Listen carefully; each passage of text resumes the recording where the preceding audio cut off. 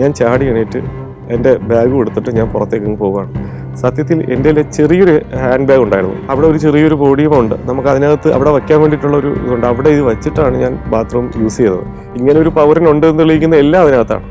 ഞാൻ ഇതും വിട്ടിട്ട് ഞാൻ ഇറങ്ങി, ഞാൻ ശ്രദ്ധിക്കുന്നില്ല, ഓടുകയാണ്. ഇത്രയും ദൂരം ഓടി അവിടെ ചെല്ലുമ്പോഴേക്കും അറിയുന്നു എൻ്റെ കൈവശം ഈ സാധനം മിസ്സിംഗ് ആണ്. ഞാൻ പറ്റിക്കപ്പെട്ടു എന്നുള്ളത് ഈ നാട്ടിൽ വന്നിറങ്ങിയ ഉടൻ തന്നെ, ബ്രസീലിൽ വന്നിറങ്ങിയ ഉടൻ തന്നെ ഞാൻ അപമാനിക്കുകയും പറ്റിക്കപ്പെടുകയും ചെയ്തല്ലോ. ഇത് ആക്ച്വലി കഞ്ചാവ് എന്ന് നമ്മൾ നാട്ടിൽ വിളിക്കുന്ന ഒരു ലഹരി വസ്തുവാണത്. അത് പിന്നെ ഞാൻ ഈ ആൻ്റണിനെ കാണുന്നത് ഏതോ ഒരു മായിക വലയത്തിലാണ്, ഫുള്ളും മായ പുക. ആ പുകയിൽ നിന്നാണ് ആൻ്റൺ സംസാരിക്കുന്നത്. അപ്പോൾ പുള്ളി ആദ്യം തന്നെ പറഞ്ഞൊരു വാചകം, കുറ്റകൃത്യങ്ങളുടെ ആഗോള തലസ്ഥാനമാണ് റിയോ ഡി ജനീറോ.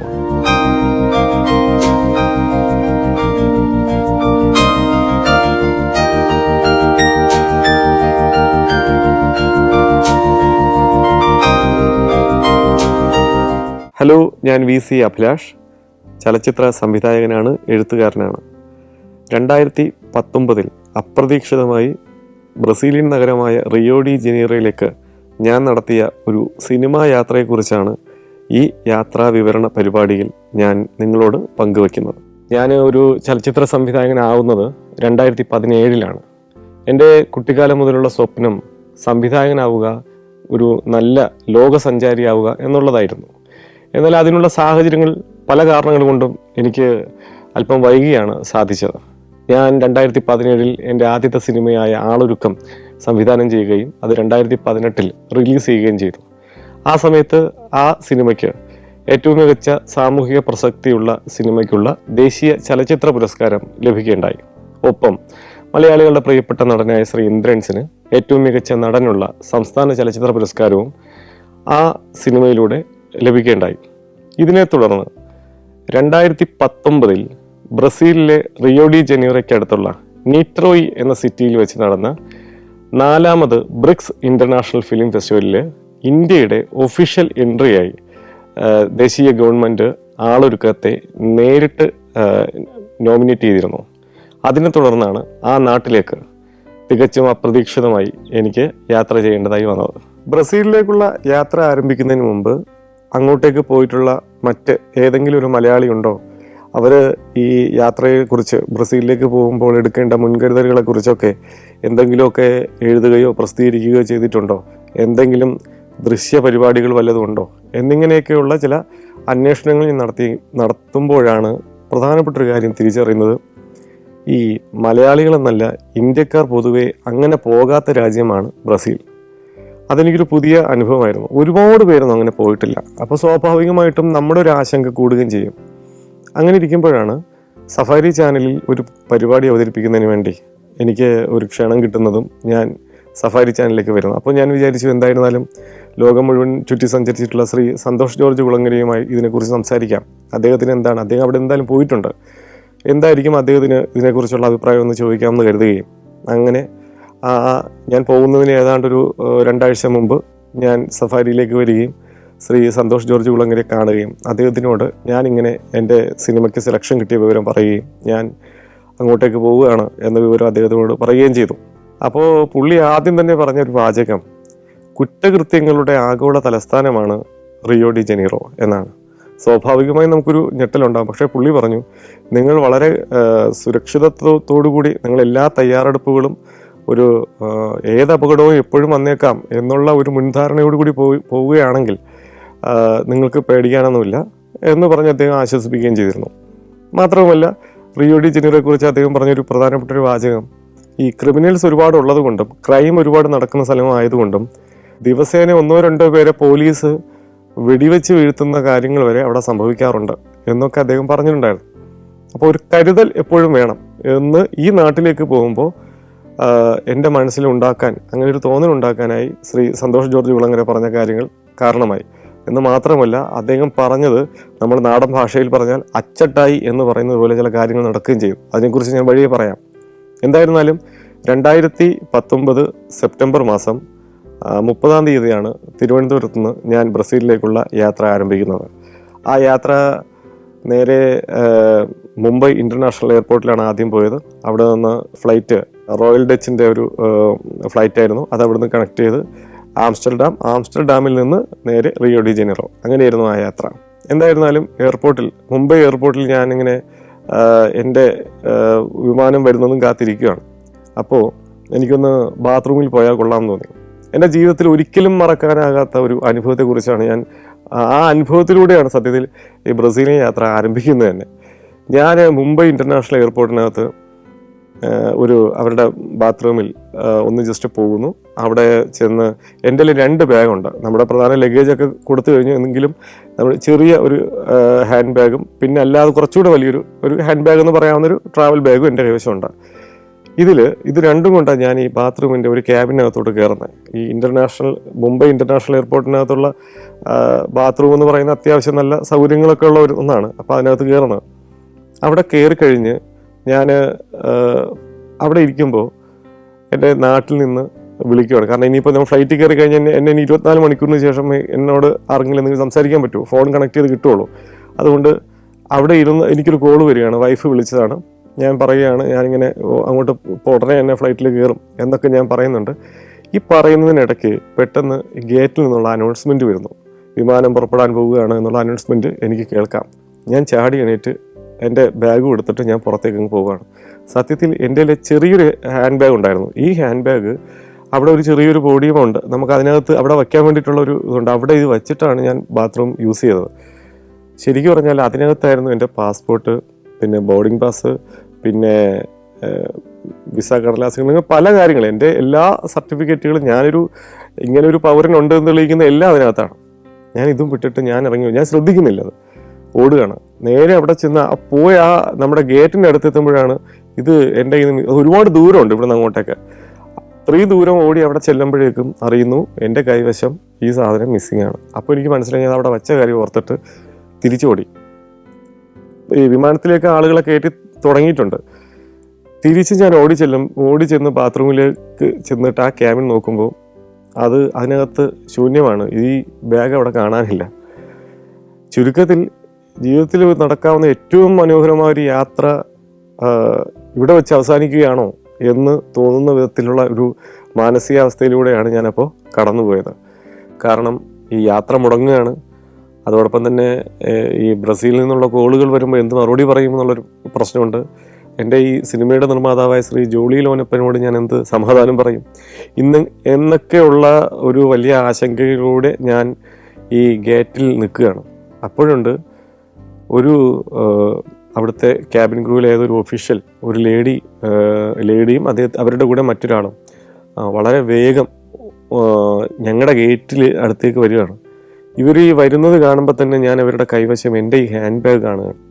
അപ്പോൾ എനിക്ക് മനസ്സിലായി ഞാൻ എന്തായിരുന്നാലും വലിയ പ്രശ്നമില്ലാതെ കടന്നു പോകുമെന്ന് എനിക്ക് മനസ്സിലായി. ശരിക്ക് അവിടെ ഏതോ ഒരു ട്രാവലർ അദ്ദേഹം അവിടെ എത്തിയതിന് ശേഷം ഈ ബാത്റൂം ഉപയോഗിക്കുകയും അദ്ദേഹത്തിന് ഇത് കാണുകയും അദ്ദേഹം നേരെ ഇത് എയർപോർട്ട് അതോറിറ്റിയിലെ ആളുകൾക്ക് കൊടുക്കുകയാണ് ചെയ്തത്.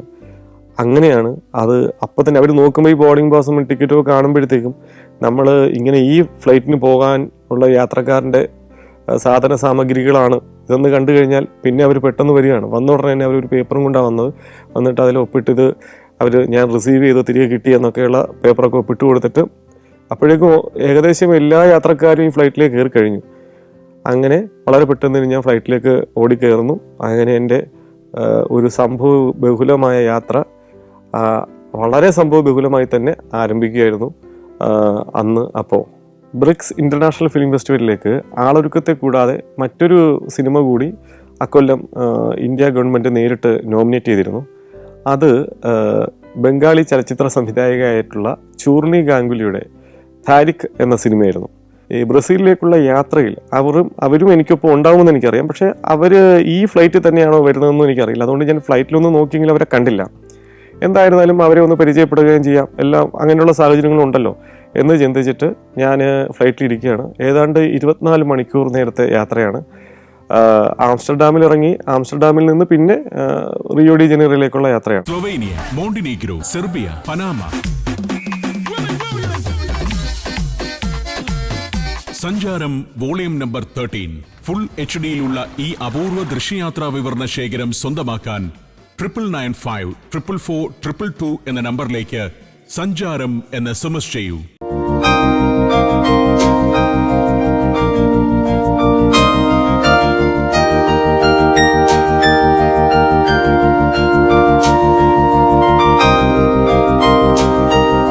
ഞാൻ ബ്രസീലിലേക്ക് പോകുന്നതിന് മുമ്പ് തന്നെ എനിക്ക് വന്നിട്ടുള്ള ബ്രസീലിയൻ ഗവൺമെൻറ്റിൽ നിന്നുള്ള നിർദ്ദേശം അനുസരിച്ചാണെങ്കിൽ അവർ പറയുന്നത് നമ്മുടെ കൈവശമുള്ള കറൻസി ഇന്ത്യൻ മണി ബ്രസീലിയൻ മണിയിലേക്ക് കൺവെർട്ട് ചെയ്യുമ്പോൾ അവിടെ ചെന്നതിന് ശേഷമാണെങ്കിൽ എയർപോർട്ടിന് പുറത്തിറങ്ങിയതിന് ശേഷമാണെങ്കിൽ അത് നിങ്ങൾക്ക് വലിയ നഷ്ടം ഉണ്ടാക്കും.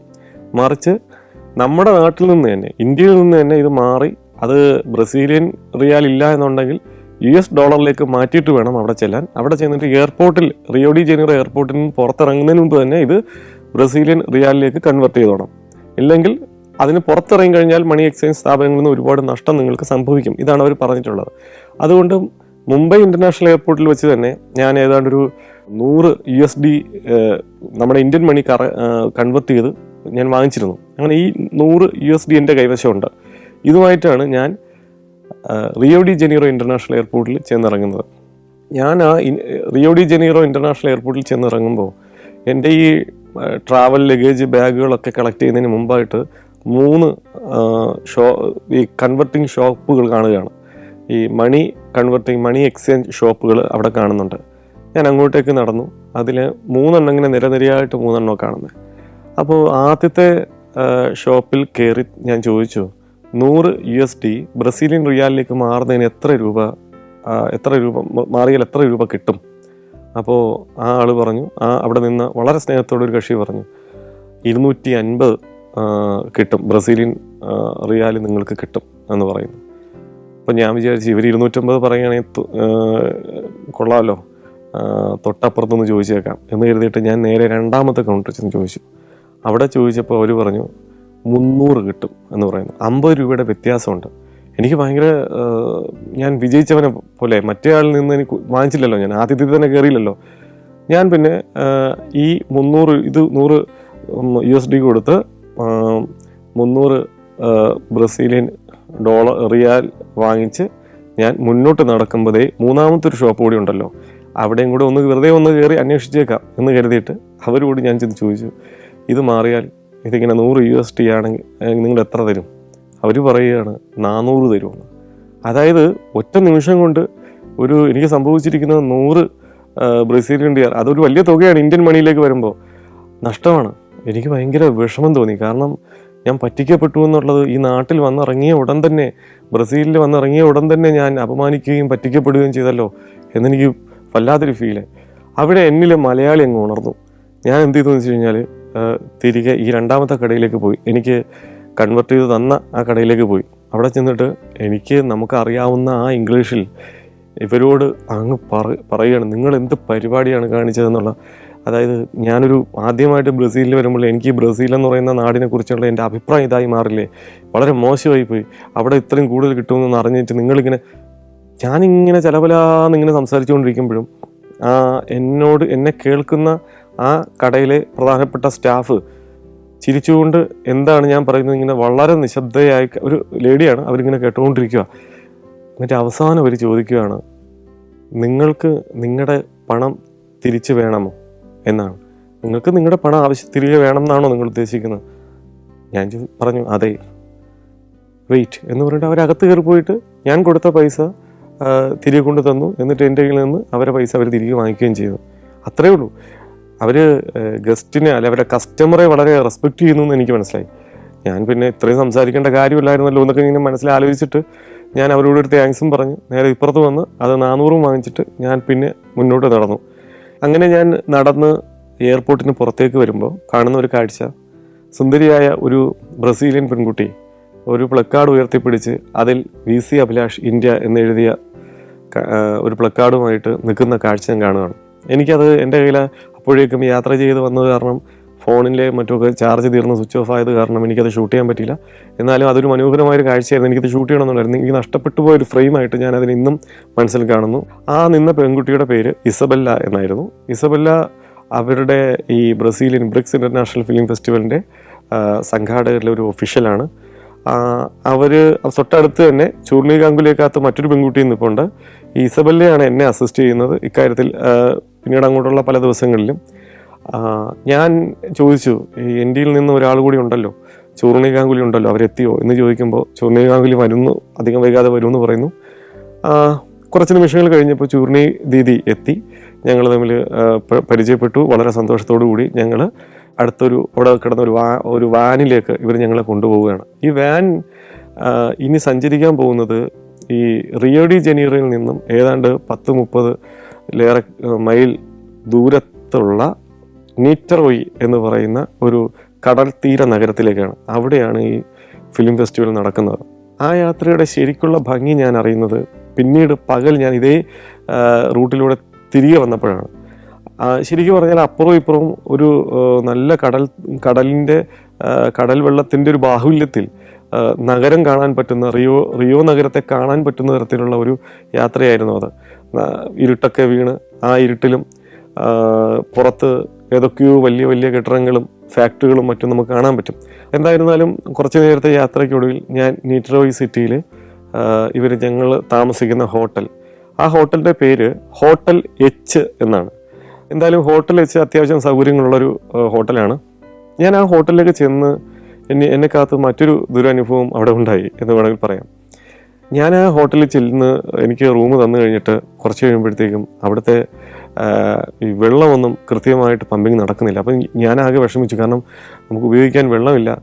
അപ്പോൾ അവിടെയുള്ള താഴത്തെ റിസപ്ഷനോട് കാര്യം പറഞ്ഞപ്പോൾ അവരോടനെ തന്നെ അതിനുള്ള സൗകര്യം ചെയ്യാം എന്ന് പറയുകയും ഒപ്പം ഒരു കാര്യം കൂടെ അവർ പറഞ്ഞു, നിങ്ങളുടെ റൂമിൽ ചിലപ്പോൾ ഒരാൾ കൂടി ഉണ്ടാകും. ഞാൻ ചോദിച്ചു അതാരാണ്? അതൊരു റഷ്യനാണ്, അദ്ദേഹം അധികം നാളെ നേരം വെളുക്കുമ്പോഴേക്ക് എത്തും. ഞാൻ പറഞ്ഞു അത് പറ്റില്ല, എനിക്ക് ഒരു പരിചയമില്ലാത്തൊരു മനുഷ്യൻ, ഞാൻ ഇന്ന് വരെ ആദ്യമായിട്ടാണ് ഇങ്ങനൊരു നാട്ടിലേക്ക് വരുമ്പോൾ എനിക്ക് മുൻ പരിചയമില്ലാത്ത മറ്റൊരു ആളുമായിട്ട് ഞാൻ റൂം ഷെയർ ചെയ്യുക എന്ന് പറയുന്നത് പോലെ ഒരു കോമഡി വേറെ ഉണ്ടോ? അതെനിക്ക് ഒട്ടും അക്സെപ്റ്റ് ചെയ്യാൻ പറ്റില്ല. അതുകൊണ്ട് എനിക്കത് ഒരു കാരണവശാലും പറ്റില്ല എന്ന് പറഞ്ഞ് ഞാനിങ്ങനെ കട്ടായം അങ്ങ് പറഞ്ഞു. കാരണം ഏത് തരത്തിലുള്ള ആളുകളാണ് വരുന്നതെന്ന് നമുക്കറിയില്ല. ഒന്നാമതൊരു റൂമിൽ മറ്റൊരാൾക്കൊപ്പം റൂം ഷെയർ ചെയ്യുക എന്ന് പറയുന്നത് പലപ്പോഴും എനിക്ക് ബുദ്ധിമുട്ടാണ്.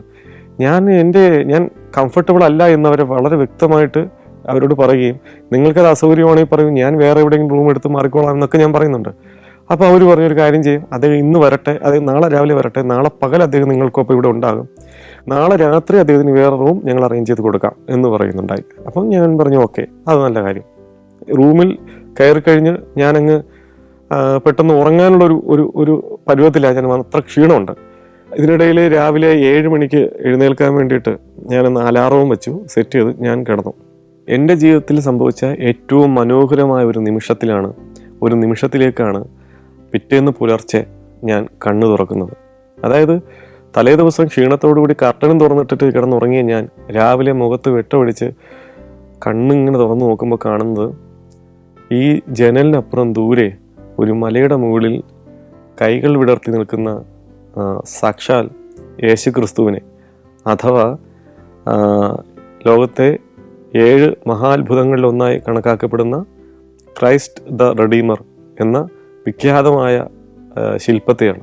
വളരെ സന്തോഷത്തോടു കൂടി ഞാൻ പെട്ടെന്ന് എന്നെ ചാർജ് ചെയ്ത് വെച്ചിരുന്ന ഫോണൊക്കെ എടുത്ത് കുറച്ച് ഫോട്ടോസൊക്കെ എടുത്തു, പെട്ടെന്ന് റെഡിയായി. കാരണം രാവിലെ ബ്രേക്ക്ഫാസ്റ്റിനൊരു ടൈം പറഞ്ഞിട്ടുണ്ട്. ഞാൻ എൻ്റെ മൊബൈലിലേക്ക് സമയം നോക്കുമ്പോൾ ശരിക്കും പറഞ്ഞാൽ സമയം 5 മണിയായിട്ടേ ഉള്ളൂ. അപ്പോൾ ഈ ബ്രസീലിൽ റിയോ ഡി ജനീറോയിലൊക്കെ വളരെ നേരത്തെ പ്രഭാതം ഉണ്ടാകുന്നു. അതാണ് കാര്യം, നേരത്തെ സൂര്യൻ ഉദിക്കുന്നു. അങ്ങനെയാണ് ഞാനും ഉണർന്നിരിക്കുന്നത്. ഞാൻ കുറച്ച് നേരം അവിടെ വെയിറ്റ് ചെയ്തു. രാവിലെ അവർ പറഞ്ഞത് 9 മണി വരെ ആണ് ബ്രേക്ക്ഫാസ്റ്റ് നമുക്ക് താഴെ ഉള്ളൂ, അപ്പോൾ അതിന് മുമ്പ് പോയി ബ്രേക്ക്ഫാസ്റ്റ് കഴിച്ചോളണമെന്നാണ് പറഞ്ഞിരിക്കുന്നത്. ഞാൻ എന്തായിരുന്നാലും താഴേക്ക് പെട്ടെന്ന് തന്നെ റെഡിയായി താഴേക്ക് പോയി. കാരണം കുറച്ച് കഴിയുമ്പോൾ നേരത്തെ പറഞ്ഞ റഷ്യക്കാരൻ വരും, എന്തായിരിക്കും അവസ്ഥയെന്ന് എനിക്കറിയില്ല. അതുകൊണ്ട് ഞാൻ താഴേക്ക് പോയി. ബ്രിക്സ് ഇന്റർനാഷണൽ ഫിലിം ഫെസ്റ്റിവലിൽ പങ്കെടുക്കുന്ന പ്രധാനപ്പെട്ട രാജ്യങ്ങളിലൊന്നാണ് സൗത്ത് ആഫ്രിക്ക. സൗത്ത് ആഫ്രിക്കയിൽ നിന്നുള്ള ബെലാറ്റലോ ബോസ്മാൻ എന്ന വനിത അവരുടെ ഒരു ഡോക്യുമെൻ്ററിയുമായിട്ടാണ് അത്തവണ ഈ ഫെസ്റ്റിവലിൽ എത്തിയിരിക്കുന്നത്. ഞാൻ ഫസ്റ്റ് ഡേ രാവിലെ ബ്രേക്ക്ഫാസ്റ്റ് കഴിക്കാൻ വേണ്ടിയിട്ട് റെസ്റ്റോറൻറ്റിൽ ചെല്ലുമ്പോൾ ചൂർണി ഗാംഗുലിക്കൊപ്പം ഈ ബെലാറ്റലോ സംസാരിച്ചിരിക്കുന്നത് കാണുന്നു, അവരുമായിട്ട് പരിചയപ്പെടുന്നു. സന്തോഷത്തോടു കൂടി ഞങ്ങൾ സംസാരിക്കുന്ന കൂട്ടത്തിൽ ഞാൻ പറഞ്ഞു, എനിക്കിങ്ങനൊരു പ്രശ്നം പറ്റിയിരിക്കുകയാണ്, എൻ്റെ റൂമിലൊരു റഷ്യക്കാരനെയും കൂടി അവർ അക്കോമഡേറ്റ് ചെയ്തിരിക്കുകയാണ്, അത് പരിഹരിച്ചില്ല എന്നുണ്ടെങ്കിൽ ഇന്ന് രാത്രി തന്നെ ഞാൻ ഇവിടം വിടും എന്നൊക്കെ ഞാൻ അവരോട് പറയുന്നുണ്ട്. അപ്പോൾ ചൂർണി ഗാംഗുലി പറയുന്നു, ഒരു കാരണവശാലും വിട്ടുകൊടുക്കരുത്, ആ വരുന്ന ആളെ ഏത് തിരക്കാനാണെന്ന് ആർക്കറിയാം, അതുകൊണ്ട് ഫുൾ സപ്പോർട്ടുണ്ട് എന്നൊക്കെ പറയുന്നു. എന്തായിരുന്നാലും ഞാൻ ബ്രേക്ക്ഫാസ്റ്റും കഴിച്ചിട്ട് നേരെ എൻ്റെ റൂമിലേക്ക് പോയി. റൂമിൽ പോയി ഒരു 10 മിനിറ്റ് കഴിഞ്ഞപ്പോൾ നീ പറഞ്ഞ ആൾ കോളിംഗ് ബെല്ലിൽ സൗണ്ട് കേട്ടു. ഞാൻ വാതിലൊന്ന് തുറന്നു നോക്കുമ്പോൾ ഒരു ചെറുപ്പക്കാരനായ ഒരു റഷ്യക്കാരൻ ഒരു ഹായ് പറഞ്ഞ് മുന്നിൽ നിൽക്കുകയാണ്. ആന്റൺ കൊളോമോവ് എന്നാണ് അയാളുടെ പേര്. ഈ ആന്റൺ സത്യത്തിൽ ഒരു നല്ല മനുഷ്യനാണ്, പാവത്താനാണ്. പക്ഷെ അവരുടെ ചില രീതികൾ നമുക്ക് ഒട്ടും പൊരുത്തപ്പെടാൻ പറ്റില്ല. കാരണം ആന്റൺ വന്ന ഉടനെ നേരെ ബാഗ് അവിടെ കൊണ്ടൊരു മൂലയിലോട്ട് എറിയുന്നു. അത് കഴിഞ്ഞിട്ട് ഞാനിരിക്കുന്ന നമ്മുടെ ഈ കട്ടിലിന് താഴെ ഒരു മേശയുണ്ട്, അടുത്ത മേശയുണ്ട്. ആ മേശയുടെ ചുവട്ടിലേക്ക് ചാരി ഇരിക്കുകയാണ്, നിലത്തിരിക്കുക. എന്നിട്ട് അയാളുടെ ബാഗിൽ നിന്ന് തന്നെ ഒരു പെട്ടി എടുക്കുന്നു. പെട്ടിയിൽ നിന്ന് ഇത്ര നീളത്തിലൊരു ചുരുട്ടെടുക്കുന്നു. അവിടെ നിന്ന് ചുരുട്ട് വലിക്കുക. ഇത് ആക്ച്വലി കഞ്ചാവ് എന്ന് നമ്മൾ നാട്ടിൽ വിളിക്കുന്ന ഒരു ലഹരി വസ്തുവാണത്. അത് പിന്നെ ഞാൻ ഈ ആന്റണിനെ കാണുന്നത് ഏതോ ഒരു മായിക വലയത്തിലാണ്. ഫുൾ മായ പുക. ആ പുകയിൽ നിന്നാണ് ആന്റൺ സംസാരിക്കുന്നത്. ഇടയ്ക്കിടയ്ക്ക് ആന്റൺ ഇങ്ങനെ ചോദിക്കും ഇന്ത്യയിലെ കാര്യങ്ങൾ, ഇന്ത്യൻ സിനിമ, ഇങ്ങനെ പല കാര്യങ്ങളും അവർ ആന്റൺ സംസാരിക്കുന്നത്. പക്ഷെ എനിക്ക് ടെൻഷനുണ്ട് ആന്റണിനോട്. ആന്റണിൻ്റെ വീട്ടിലെ കാര്യങ്ങളും ആന്റണിൻ്റെ സിനിമയുടെ കാര്യങ്ങളും ഒക്കെ ഞാൻ ചോദിക്കുന്നതിനിടയിൽ പോലും ഞാൻ ആന്റണിനോട് പറയുന്നുണ്ട്, ആന്റൺ ആക്ച്വലി ഞാൻ അത്ര കംഫർട്ടബിൾ അല്ല. കാരണം എനിക്കൊരാളുമായിട്ട് റൂം ഷെയർ ചെയ്യുക, നിങ്ങൾക്ക് ആ ബുദ്ധിമുട്ടില്ലേ? നിങ്ങൾക്ക് വേണമെങ്കിൽ മറ്റൊരു റൂം നിങ്ങൾ കൂടി ആവശ്യപ്പെട്ടാൽ തീർച്ചയായും കിട്ടും.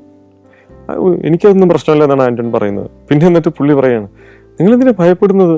റഷ്യയും ഇന്ത്യയും തമ്മിൽ പണ്ട് മുതലേ ഭയങ്കര കമ്പനിയാണെന്നൊക്കെ പുള്ളി പറയും. ഞാൻ പറഞ്ഞു അത് ശരിയായിരിക്കാം, പക്ഷേ എന്തായിരുന്നാലും ഞാൻ കുറച്ച് കഴിഞ്ഞപ്പോഴത്തേക്ക് ആന്റൺ പുറത്തേക്ക് പോയി. ആ സമയത്ത് ഞാൻ വീണ്ടും താഴെ വിളിച്ചിട്ട് എനിക്കിങ്ങനെ എൻ്റെ പ്രശ്നങ്ങളൊക്കെ ഞാൻ പറഞ്ഞു. അപ്പോൾ അവർ പറഞ്ഞു, സാറിൻ്റെ പ്രോഗ്രാം, അതായത് 2 ദിവസം കഴിഞ്ഞിട്ടാണ് എനിക്ക് ആ ഫെസ്റ്റിവൽ ഹാളിലേക്ക് പോകേണ്ടത്. സാറിന് പുറത്തേക്ക് പോയിട്ട് വരുമ്പോഴേക്കും നമുക്ക് അറേഞ്ച് ചെയ്യാം എന്ന് പറയുകയും ഞാൻ പകൽ പുറത്തേക്ക് പോകാനായിട്ട് ഒരുങ്ങുകയും ചെയ്യും.